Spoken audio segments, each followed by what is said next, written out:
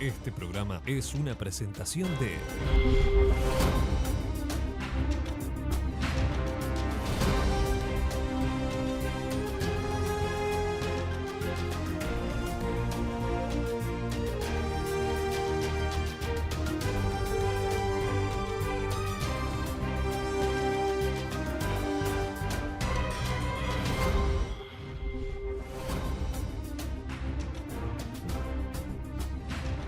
Buenas noches, gracias por estar ahí, estamos en La Mira, estamos en BTV. Mañana el gobierno lanza el diálogo social por la seguridad social y comenzaremos aquí en La Mira con Federico Comesaña una serie de informes sobre la estructura del sistema previsional uruguayo, los desafíos que enfrenta por delante y cuáles son las previsiones que hay en función de la evolución poblacional y el mercado de trabajo. Pero en este primer bloque tenemos el gusto de recibir a la directora del Instituto Nacional de Rehabilitación, Ana Juanche. Gracias por estar, Ana. Muchas gracias, Gabriel, por la invitación. Un gusto. Y su asesora, Ana Viña. Gracias por estar. Gracias a ustedes. Ana, muchas gracias por venir. Gracias. ¿En qué situación encontraron el nuevo gobierno al INR?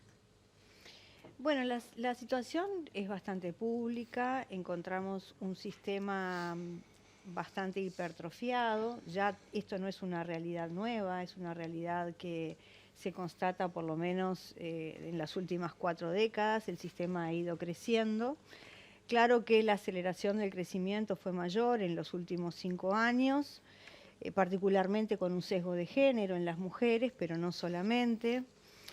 Creció la población, pero no así. Esto fue acompasado, digamos, del esfuerzo presupuestal como para generar las plazas necesarias y para aumentar los recursos necesarios para atender a aproximadamente 5.000 personas más que tiene el sistema respecto de la administración anterior. Entonces, si a esto le sumamos déficit en los recursos humanos, porque ya sabemos que es una de las organizaciones del Estado que tiene un mayor índice de personas que no están bajo funciones porque se certifican, porque tienen problemas relacionados con enfermedades del trabajo, la situación es bastante crítica. Y eso necesita, desde nuestro punto de vista, una planificación intensa. Lo hemos hecho ahora de caras al presupuesto para tener en línea con el libro blanco de la reforma penitenciaria que se elaboró en la administración anterior, justamente unas metas adecuadas para cumplir con ese proceso de reforma. Digamos que más allá de los detalles o de las características particulares que puede haberle dado la evolución en los últimos 5 años al sistema carcelario, desde el punto de vista estructural podemos decir que se mantienen los mismos problemas que venimos heredando gobierno a gobierno. Y agudizados. Agudizados.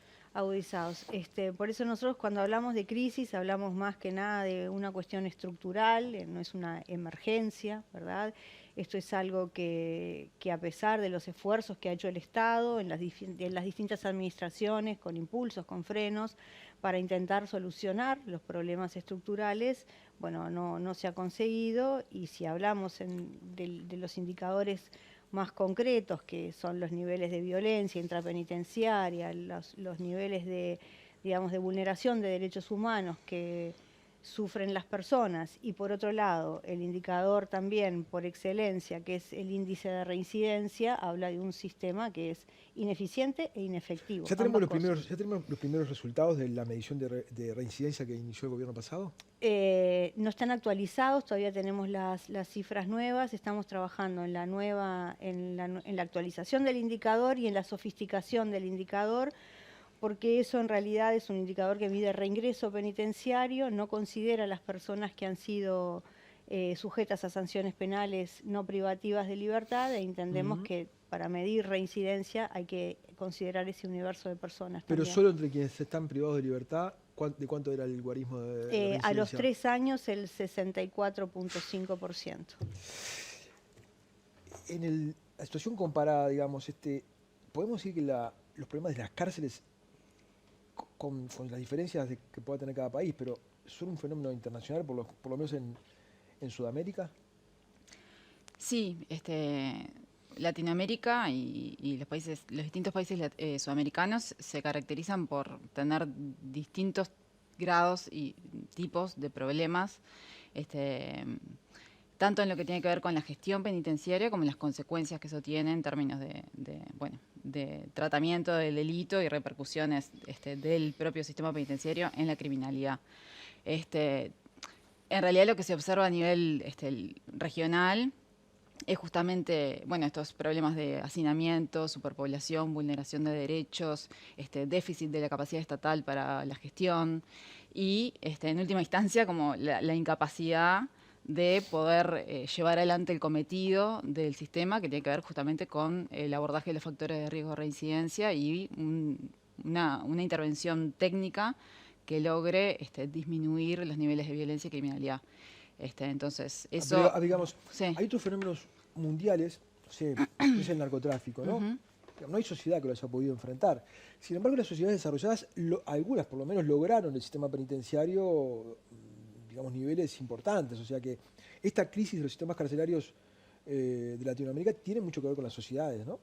Sí, sin lugar a dudas. Tiene que ver con los niveles de criminalidad, violencia, que aparte son cuestiones que hasta hace un tiempo las pensábamos en términos de los límites de los estados, y hoy sabemos que son flujos internacionales y que, digamos, las problemáticas, incluso los grupos criminales, trascienden las fronteras. Entonces, evidentemente tiene que ver con la complejidad del Estado, digamos, de la criminalidad y de la sociedad, pero tiene que ver también con la debilidad del Estado de dar una respuesta fuerte en términos de contenido técnico, ¿no? Las proyecciones indican que llegamos a 20.000 pesos, ¿cuándo? ¿En 5 años? Sí, antes del quinquenio. Antes del quinquenio llegamos a 20.000. Exacto. Ahora, y digamos, ¿cuáles son los caminos que uno podría pensar? A ver, ninguno de los problemas graves que tenemos como sociedad se van a solucionar de un día para el otro, ¿no? No parecería ser la excepción, ¿no? Exacto. O sea, hay que empezar a recorrer un camino. Sí. ¿Cuál es el camino, digamos, hacia el objetivo de la rehabilitación? Suponiendo que el sistema rehabilite, ¿no? Bien. Mira, nosotros en primer lugar siempre colocamos que esto es un esfuerzo de largo aliento, que tiene que ser encarado como política de Estado, independientemente de las administraciones de turno, y por suerte parece, por lo menos en ese punto, haber un consenso por parte de los distintos partidos políticos que así lo entienden, lo han materializado en sus programas y aparece cotidianamente un poco en el diálogo, en la interlocución, en las expresiones. Esto necesita, en primer lugar, desde nuestro punto de vista, algo estructural, que es discutir a conciencia, pluralmente, la política criminal, ¿verdad? No hay Estado que soporte estos niveles de encarcelamiento a largo plazo porque es insostenible. Estamos pensando de un crecimiento de 5.4, 5.6% anual de la población. Estamos en 16.500 personas privadas de libertad al día de hoy, 16.495 exactamente. Se proyectan aproximadamente 20.000 antes que termine el quinquenio, y no hay Estado que pueda construir plazas a ese ritmo y que pueda además superar el déficit que ya tenemos en las plazas Vamos a estar en unos 700 pesos cada 100.000 habitantes. Y sí. La media del continente son 250, sí, más o menos. Estamos entre los 10 primeros países y el primero en América. El primero en América del Sur, el octavo en el ranking mundial. Pero esto además tiene otras consecuencias, ¿verdad? Que es el esfuerzo fiscal que esto implica. 160 millones de dólares anuales.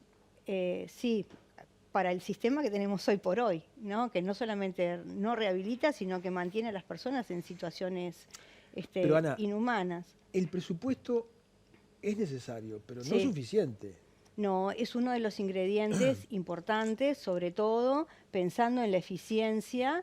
Hay que hacer cambios que tienen que ver con la gestión, con el modelo, con la organización del sistema, pero sobre todo con el énfasis en el propósito.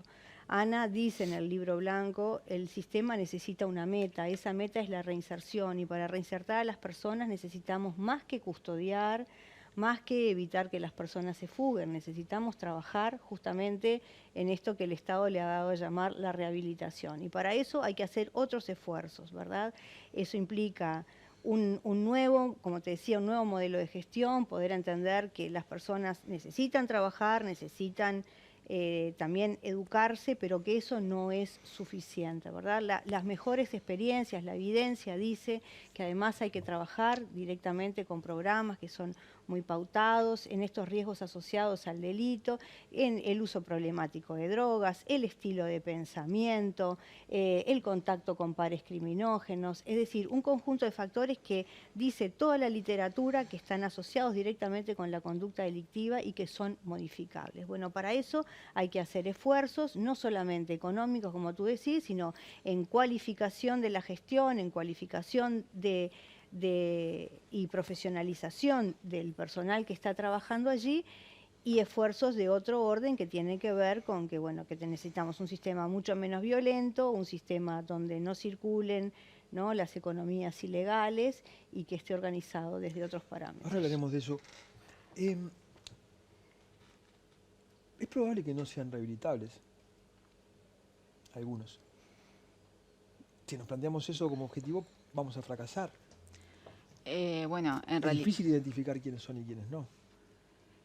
En realidad, la evidencia internacional ha avanzado bastante en términos de los procesos de evaluación, ¿no?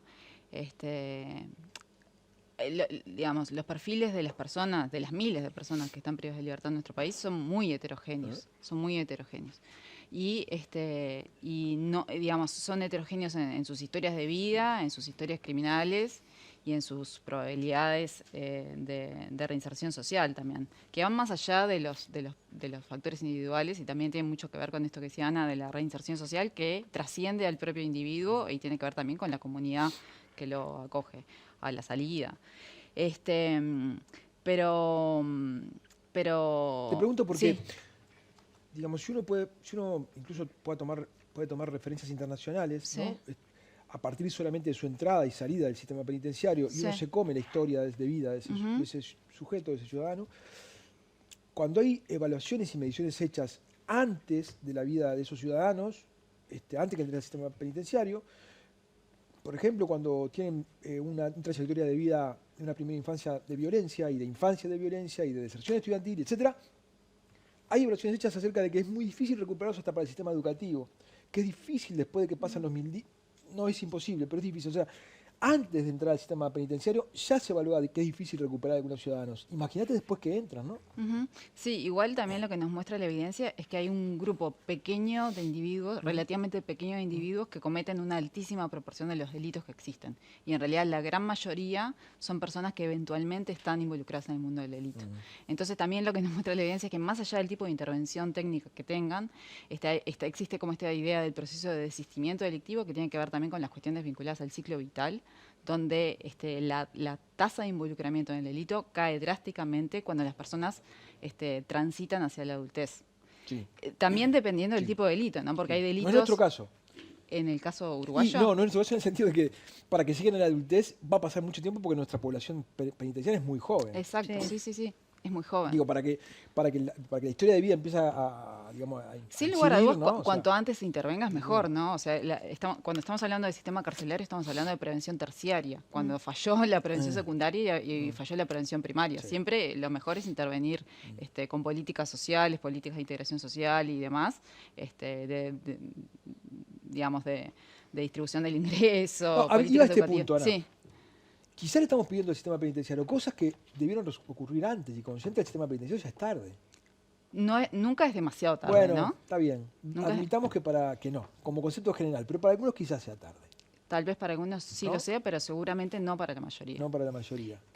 ¿Puedo intervenir ahí un Sí, poquito? claro. Creo también que un argumento central es que es probable que para algunos esto de la prevención terciaria sea todavía más tardío que para otros, pero en definitiva el sistema ahí tiene la oportunidad de trabajar con un núcleo importantísimo, ¿no?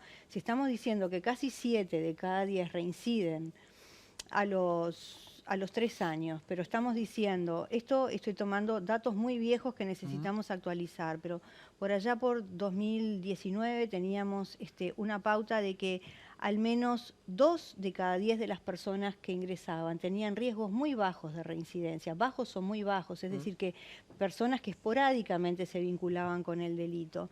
Bueno, ahí tenemos 2 caminos. Uno, que la cárcel, lo dice toda la evidencia, no hace sino volver más contumaz ese riesgo, entonces es contraindicada. Y lo segundo es que por lo menos con 2 de cada 10 podemos trabajar con escasas intervenciones y tenemos buenos resultados. Pero aún lo que dice también la evidencia es con quien más necesitamos trabajar es con los riesgos medios y con los riesgos altos, ¿no? Porque la intervención debe ser justamente proporcional al riesgo de reincidencia. Y acá hacemos todo lo contrario, ¿no? Al que tiene más riesgo lo trancamos a triple llave, le negamos todas las oportunidades y trabajamos con quienes tienen mayores factores de protección. Bueno, todo eso hay que darlo vuelta porque que tengan riesgos altos o riesgos moderados no quiere decir que no tengan la posibilidad de cambiar. Y por otro lado, esto muchas veces, a mí esto me quedó como muy grabado a partir de un estudio que hicimos en el marco del Ministerio de Educación y Cultura, cuando hicimos el análisis del diagnóstico del analfabetismo de las personas privadas de libertad y pasamos por la base de las políticas sociales a esas personas que habíamos detectado como analfabetas en el sistema, ¿no? El Estado ya las captó con otros planes sociales, ya hubo intervenciones de AFAM, ya hubo tarjetas de Uruguay Social. Necesitamos fortalecer esa matriz de protección para que la prevención primaria y la prevención secundaria sea todavía más sólida. Entonces, la cárcel no puede ser un eslabón dislocado de toda la matriz de políticas sociales que estamos pensando. Hablamos un poco en el próximo bloque. Vamos a tratar, ya volvemos. Gracias. Seguimos en la mira con la directora del INR, Ana Juanchi, y su asesora, Ana Viña. Ana Viña. Ana. Esto que hablaba Ana en el otro bloque sobre tener en cuenta el afuera, ¿no? Se genera una gran traslación de la cultura carcelaria a la sociedad, cuando esas familias tienen que interactuar con el sistema penitenciario, ¿no? Son revictimizadas allí, ¿no? Y luego los presos salen a un ritmo de 20 por día, 25 por día, ¿no? Y trasladan esa cultura carcelaria a los barrios. No es una tarea del INR tener en cuenta eso, pero sí es una tarea del INR tener en cuenta a las familias cuando van a visitar a los presos y no estén en las condiciones en las que están hoy. Sí, mira, tal como lo pensamos nosotras, el sistema penitenciario en realidad también debería involucrar a las políticas postpenitenciarias. O sea, la intervención debería tener en cuenta, ser tener en integral cuenta, en ese sentido. sí, ser integral y tener en cuenta lo que es el sistema cerrado, las medidas no privativas de libertad y las políticas postpenitenciarias también, que en realidad deberían empezar a trabajar durante la privación de libertad para que sean más eficientes. Pero después también es súper interesante esto que planteas en términos de los límites entre lo carcelario y lo extracarcelario, ¿no? Que durante mucho tiempo se pensaron como dos ámbitos separados y bueno, está dentro de la propia creación de la cárcel como institución esta idea de la generación de un ámbito cerrado y separado del resto de la sociedad. Y lo que está clarísimo es que los vasos comunicantes entre el adentro y el afuera son muy, muy fluidos y con los niveles de prisionización que tenemos en nuestro país, tal cual lo que vos decías, o sea, el efecto que tiene la cárcel sobre la sociedad en general y en particular sobre algunos territorios y algunos grupos sociales es extremadamente fuerte. Y claro que dentro de las obligaciones del Instituto Nacional de Rehabilitación está el velar por los derechos de las personas afectadas por la cárcel, tanto por las personas privadas de libertad, los funcionarios y también los miles de visitantes que concurren a los establecimientos de modo cotidiano. Una cosa es que fracase la rehabilitación, ¿no? Pero en una institución total como esta, donde el Estado es monopólico entre 4 paredes, ¿cómo es posible que impere la violencia, que impere el narcotráfico, ¿no? ¿Cómo es posible? ¿Cómo se pierde tanto el rumbo? Me decía alguien, un experto en cárceles que entran bastante seguido, me dice, estamos en algunos sectores carcelarios en una situación de anomia. Los presos manejan la seguridad, manejan la comida, manejan todo. Bueno, esto tiene que ver un poco con lo que te decía al principio del estado de situación, de que es un sistema que ha crecido en forma desmedida, a mi juicio, y que, bueno, que no ha sido acompañado ni con los recursos, no solamente materiales, sino con los recursos que tienen que ver con planificar una estrategia sobre cómo dirigir esa institución y cómo organizarla. La anomia impera cuando vos tenés una relación de 800 personas privadas de libertad y 2 funcionarios para hacer la custodia en la noche. Entonces, ¿cómo no se va a autogestionar ese módulo? Es prácticamente imposible tener la gestión sobre eso. Nosotros hemos hecho ahora, en el marco del ejercicio para estimar el presupuesto necesario para el quinquenio, un análisis muy detallado de la necesidad de recursos humanos.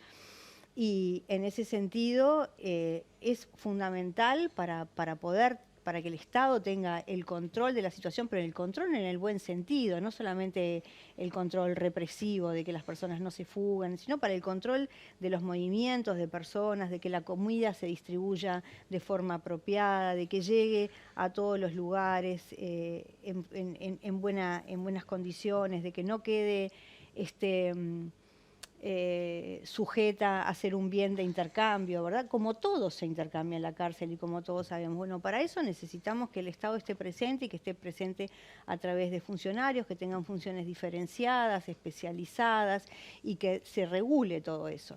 ¿Es suficiente el personal? No es suficiente, necesitamos que esté también formado, necesitamos también que haya regímenes de vida adecuadamente estructurados, que esos regímenes de vida también atiendan las particularidades de la población. No es lo mismo gestionar el penal de libertad que la cárcel número 9 de madres que viven con sus hijos e hijas en la reclusión, no es lo mismo gestionar una unidad grande como puede ser la de Salto en el interior o Cerro Carancho en Rivera que gestionar una pequeña unidad como Campanero. Bueno, todas esas cuestiones hay que tenerlas presentes. Y hay que tenerlas presentes también en relación con las políticas de prevención que hay que hacer en el afuera y el adentro, como decía Ana, ¿no? Los vasos comunicantes son mayúsculos y las lógicas que imperan en el afuera, que suelen de alguna forma ser objeto de análisis en materia de seguridad, también trasvasan la cárcel. Entonces, los mismos sectores, las mismas bandas, todas esas personas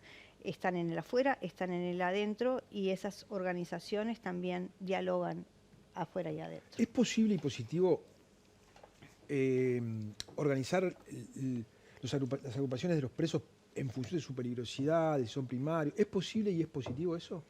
Primero que nada, hay preceptos legales de que tú tenés que segregar a la población, los primarios seguro, porque no solamente porque lo dice la ley, sino porque lo dice toda la evidencia. O sea, las personas que ingresan por primera vez al sistema necesitan ser alojadas y necesitan tener un régimen de vida particular, justamente para no sufrir el contacto criminógeno que se sabe que produce la cárcel. Cuando tenés carencia de plazas, eso puede generar una sobrepoblación en los sectores. Y bueno, ¿no?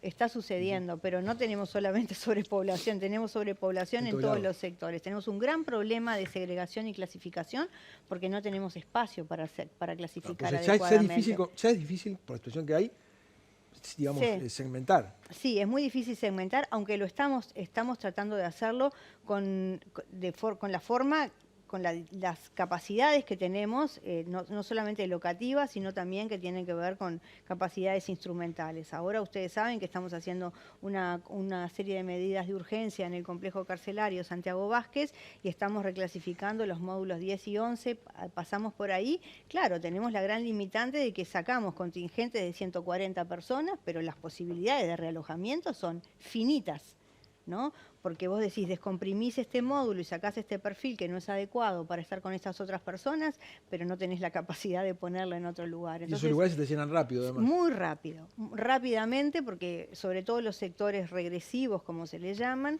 pero por eso tenemos planes más a mediano plazo, con la apertura de estas nuevas 3 unidades que comenzó a construir la administración pasada, que nosotros las reperfilamos para poder segregar y para poder intervenir mejor. Una unidad de 460 personas va a estar destinada a personas primarias con penas breves de hasta 2 años. Libertad, en las 3 unidades del consorcio que está construyendo el consorcio de Libertad, exactamente.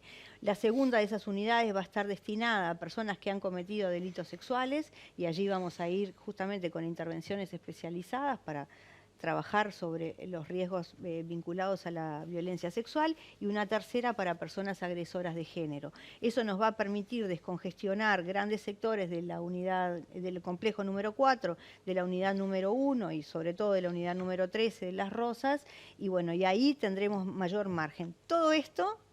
¿Cómo al se entregan tiempo, esos módulos? cuando se entregan, van a estar prontos a fin de año aproximadamente. Pero todo esto, Gabriel, no es estático, porque si nosotros dijéramos es solamente esas personas, pero sigue entrando gente. Claro.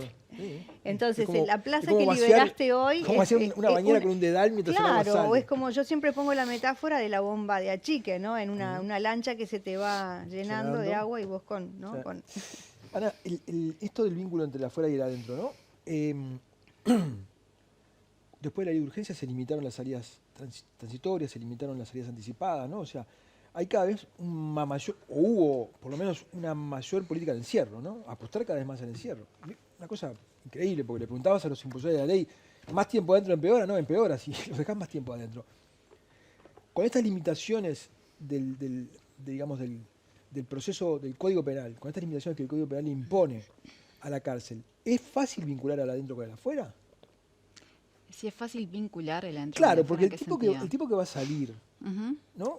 Sí. Tiene que empezar a acostumbrarse de nuevo a la cultura en libertad, ¿no? Ujú. Digo, Sí, saber sí, eso sí, a sí. alguien que Claro. menciona mucho esto, ¿no? Sí. O sea, vos tenés que irte acostumbrando que vas a dejar de vivir en el encierro y en el entorno de la violencia para vivir en una Sí. sociedad integrada. O sea, El vínculo, se hace ¡pum! De golpe salís a otro mundo, ¿no? Ujú. Es Sí. difícil esa transición. Sin lugar a dudas. Digo, es muy... en la medida que te limitaron las salidas transitorias, te limitaron las salidas anticipadas, te limitaron, ¿no? Sí, sin lugar a dudas. Digamos, lo que nos muestra la evidencia es que la transición hacia el afuera tiene que ser gradual. La persona va a salir y esa salida tiene que ser gradual. Los instrumentos clave para eso son justamente, las salidas transitorias son un instrumento clave que nuestro país nunca usó demasiado, digamos. Siempre fueron muy restrictivas. Y después también otros instrumentos como por ejemplo la redención de pena por trabajo de estudio, que no solo acortan la pena y por eso También se modificó con la ley de urgencia. Un instrumento de descompresión, sino también un estímulo para justamente vincularse con actividades prosociales, le podríamos llamar. Más allá de eso, el vínculo con el afuera está, ¿no? Es lo que decíamos, está presente, ¿no? Porque el adentro también está presente dentro de las cárceles. Sí, la cuestión es qué es más fuerte, si trasladar la cultura carcelaria a la sociedad o si la sociedad puede digamos, involucrarse con la cultura carcelaria para que cuando salgan haya una mayor, ¿no? Sí, Pero sí, parece sí. que está habiendo una mayor potencia de la cultura carcelaria sobre la sociedad. Vos hablabas hoy de los ingresos, pero Claro. son más o menos los mismos Claro, los egresos obvio, diarios, ¿no? ¿eh? Entonces Sí. el año pasado tuvimos 10.500 egresos. No necesariamente 10.000 personas que egresaron, está sino bien. 10.500 egresos. Entonces, hay que pensar el sistema penitenciario no en términos de un stock de personas, sino en términos de flujos que van y vienen, y las dimensiones que tiene el sistema y este hecho de que sea muy dinámica la población hace que el efecto del sistema carcelario se propague rápidamente. Total, eso es importante tenerlo en cuenta, no nadie lo tiene en cuenta, ¿no? Se piensa que los presos van a entrar ahí y se van a morir ahí adentro, ¿no? Claro, estamos todavía, yo creo que eso ha cambiado, está cambiando. Estamos visualizando más los efectos negativos, los efectos perversos que tiene el sistema penitenciario sobre la sociedad en su conjunto. Creo que hoy en día está como más visible este vínculo entre la cárcel y la situación de calle, entre la cárcel y la reincidencia, entre la cárcel y la potenciación de grupos organizados. Pero todavía seguimos confiando como sociedad en esta idea de, bueno, cometí un delito, lo meto preso y ahí se terminó el asunto. Cuando ya sabemos que no solo no sirve en términos de reinserción, sino tampoco en términos de inhabilitación, ¿no? O sea, hoy en día, a través de las tecnologías y otros vasos comunicantes, podés cometer delitos desde adentro, o planificarlos. En relación con esto, en la medida que, según las investigaciones criminales, la mayor parte de las órdenes que se dan desde la cárcel hacia afuera se transmiten a través de familiares o de visitas, ¿es bueno que tengan celular? ¿Es una situación controlable? ¿Está bien que tengan celular los presos? Mira, nosotros hemos estado mirando como muchas experiencias también a nivel internacional. Los celulares están, Están. o sea que es un hecho, Sí. ¿verdad? Que no sean lícitos en todos los lugares, porque hay lugares donde sí son lícitos, es decir, que sobre todo en un régimen de progresividad como tiene nuestro sistema, en las unidades de mínima o de confianza, como se le llama en la jerga, están libres. Generalmente no pueden tener cámaras, bueno, está un poco restringido el uso de las redes sociales, etcétera, etcétera, pero para comunicación están. Pero también, claro, pero están de una manera que si yo tengo más plata para corromper al funcionario, claro, me la dejan entrar. pero están en manera ¿no? ilícita, Por porque eso, justamente entonces ¿no deberíamos legalizar ese y ingreso? bueno, eso es una de las discusiones que tenemos que dar, porque además en el mundo se ha avanzado en la tecnología del control y hay maneras mucho más eficientes de controlar las comunicaciones telefónicas, mucho más útiles desde la perspectiva de la inteligencia penitenciaria para prevenir y para resolver delitos que se pueden suceder. Y también porque la evidencia dice que del 80% de los celulares que tú incautás, son básicamente, te diría que hasta más, tendría que reforzar un poco más esos datos, pero la gran mayoría, cuando vos los investigás, son comunicaciones familiares. ¿Cómo estás, mi negra? ¿Cómo están los niños? ¿Qué te pasó? Y bueno, algunos sí se utilizan de forma inadecuada. En esta administración a algún cambio de norma en ese sentido? Nosotros estamos pensando en la necesidad de ayornar lo que es el instructivo de uso de teléfonos celulares y tecnologías de la comunicación. No solamente por eso, sino porque también las tecnologías de la comunicación tienen que estar disponibles para que las personas estudien, por ejemplo, a distancia, los estudiantes universitarios, los estudiantes de secundarias, para hacer comunicaciones de las personas extranjeras fuera del país, con sus familias en otros países. Y bueno, y habría que ver la discusión, hay que ver si el sistema político está de acuerdo con esto. Porque hay una asociación de que es un derecho que debe estar por lo menos coartado en su mayoría, ¿no? Y que bueno, pero la verdad es que teléfonos tarjeteros de los de antes, ¿no? De aquellos de Antel que tú llamabas con monedita o que llamás con tarjeta, son tecnologías que ya están obsoletas y la comunicación hay que garantizarla. Muy bien, vamos a la tanda y seguimos. Seguimos en la mira con la directora del INR, Ana Juanche, y su asesora Ana Viña. Hablamos con Ana el tema del ingreso de celulares, ¿no? ¿Qué pasa con la droga? Hoy también podemos acceder a marihuana, quienes estamos en libertad. ¿Habría que regular el ingreso de algunas drogas a las cárceles? ¿Que de cualquier manera, igual que los celulares, entra? Y la verdad es que no es uno de los temas que estemos trabajando en este momento. Sí, obviamente nos preocupa el ingreso de sustancias, nos preocupa las situaciones de corrupción que tiene asociadas, nos preocupa también los efectos que ha tenido en la criminalización de ciertos perfiles de personas, que ya sabemos que en su mayoría, en el caso de las visitas, son mujeres, mujeres que muchas veces es difícil distinguir esa figura de víctima de victimario. Pero también nos preocupa los efectos que tiene el consumo de sustancias en la violencia intrapenitenciaria y en las dificultades de los procesos de reinserción social. En lo que nos encontramos trabajando en términos de sustancias, en este momento tiene más que ver con el abordaje del uso problemático de drogas, y en ese marco estamos trabajando en conjunto con la Junta Nacional de Drogas. Para poner adentro de las cárceles, ¿hay programas de rehabilitación potentes en las cárceles? Potentes no, sí hay algo de intervención en ese sentido.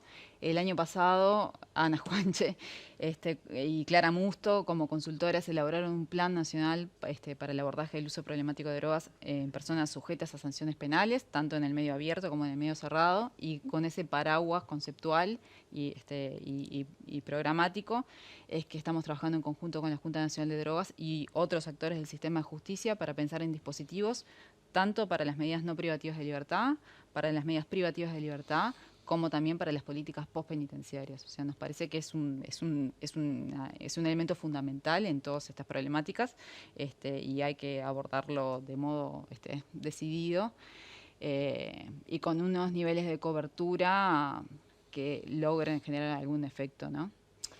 ¿Quien quiera acceder hoy a una clínica o un programa de rehabilitación accede? ¿Dentro de la cárcel? Sí. No, sea, es esto. Tenemos muy pocos cupos. ¿Cuántos? ¿Cuántos son, Ana? Dentro del sistema, Sí, dentro del sistema. Un par de centenares, 200 cupos. pero no para clínicas, para programas de tratamiento, no tenemos dentro del sistema penitenciario programas residenciales, por ejemplo, módulos, que vos digas, bueno, módulos residenciales como para trabajar el abordaje. Para un 1% tenemos. Ujú. ¿Y si quiero estudiar? Bueno, ahí la oferta es un poco más diversa, todavía sigue siendo, digamos, insuficiente para la cantidad de personas, pero creo que en esa área el Estado ha avanzado sustantivamente, desde, por lo menos en los últimos 20 años, desde aquellos poquitos maestros que había propios de la Dirección de Cárceles, a todo el Sistema Nacional de Educación Pública ingresando, primaria, secundaria. Por suerte la propuesta de secundaria y sobre todo de la formación secundaria se ha diversificado. Hoy tenemos a la UTUA dentro de las instituciones penitenciarias también, que hasta hace unos años no estaba. Hay la posibilidad de transitar por el ciclo básico abreviado. Y está la universidad, ¿no? Hay un circuito de unidades donde las personas pueden realizar carreras universitarias. ¿Es suficiente? No, no es suficiente. Tenemos un gap importante, sobre todo en relación con las competencias, ¿no? Hay personas que han finalizado la primaria, que han finalizado el ciclo básico y sin embargo no pueden comprender el texto que leen o no pueden resolver cálculos sencillos. Esto es analfabetismo funcional y dice de los estándares y de la calidad de la educación más que de la formalidad de haber transitado por los ciclos. Algunos informes internacionales dan cuenta de la presencia del primer comando de la capital en las cárceles uruguayas. ¿La unidad de inteligencia del INR ha informado de esto?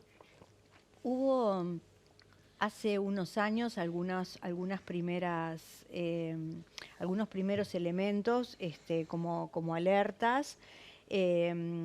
No son alertas que estén vigentes, sabemos que hubo unos primeros intentos de contacto, eso rápidamente la policía lo investigó, se identificaron las personas. Lo que hay